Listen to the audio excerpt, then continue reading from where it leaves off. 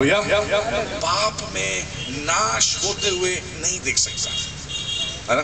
मैंने आपको बताया पाप की सजा मृत्यु है, स्पिरिचुअल डेथ, आत्मिक मृत्यु। मनुष्य शरीर में जिंदा है पर वो आत्मिक मृत्यु की अवस्था में पैदा होता है।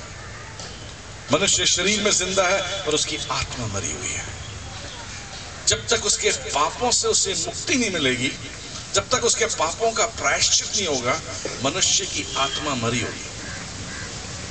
तो मनुष्य क्योंकि उसकी आत्मा मरी है इसलिए उसका परमेश्वर के साथ कोई संबंध नहीं है।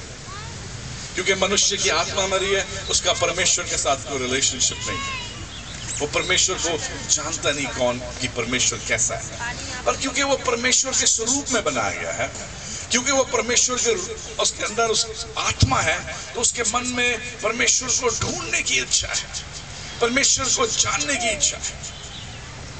तो वो क्या करता है? मनुष्य अपने लिए स्वयं परमेश्वर बनाता है। देखा आपने, अगर आप देखो संसार में देखो कहीं भी, तो मनुष्य ने क्या करा? धर्म की स्थापना करी। परमेश्वर ने कोई धर्म नहीं बनाया, मनुष्य ने धर्म की स्थापना करी। और धर्म के द्वारा मनुष्य सोच रहा है कि मैं परमेश्वर के करीब आ जाऊंगा। पर धर्म सबसे बड़ा भ्रम है। धर्म मनुष्य को परमेश्वर की खोज कराता है पर कभी मिलाता नहीं है। समझे? मनुष्य क्या, धर्म क्या करता है? मनुष्य को परमेश्वर की खोज करवाता है पर परमेश्वर से कभी मिलता नहीं, क्योंकि वो शरीर में भक्ति कर रहा है, आत्मा मरी हुई है, शरीर से परमेश्वर को ढूंढ रहा है। अब देखो, अगर आप ध्यान से देखो तो हर धर्म में अलग अलग तीर्थ स्थान बना के रखे हुए हैं। ईसाई धर्म यरूशलेम जाएंगे भाई, आजकल सरदार चाहते हैं इधर आसपास। अपने सिख भाई लोगों ने अपना गोल्डन टेम्पल बना हुआ है। हर धर्म के लोगों ने अपने अपने पवित्र स्थान बना के रखे हुए हैं, जैसे कि परमेश्वर उस पवित्र स्थान में बैठा हुआ है और लोगों का इंतजार कर रहा है। लोग जाते हैं, वहां से वापस आते हैं, वैसे के वैसे। भक्ति शरीर में हो रही है पर परमेश्वर चाहता है कि हम उसकी भक्ति आत्मा से करें, हम उसकी भक्ति सच्चाई से करें। पर जब तक हमारी आत्मा का जन्म नहीं होगा तब तक हम कभी भी परमेश्वर की भक्ति आत्मा और सच्चाई में नहीं कर पाएंगे। तो मनुष्य की आत्मा का जन्म होना बहुत जरूरी है।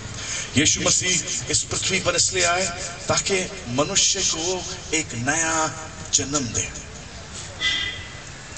इसका मतलब ये नहीं कि जो पापी इंसान है वो दोबारा अपने माँ के गर्भ में जाएगा फिर पैदा होगा, वाला नया जन्म नहीं।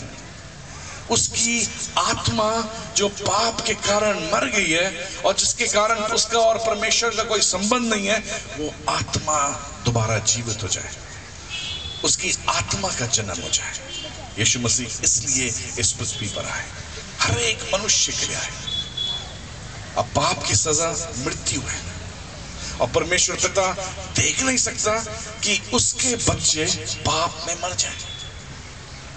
इस पृथ्वी में आप लोग बहुत से माता पिता यहाँ पर बैठे हुए हैं। मुझे बताया आप में से कोई माता पिता नहीं चाहेगा कि उसके बच्चे नाश हो जाए, उसके बच्चे बुराई में मर जाए।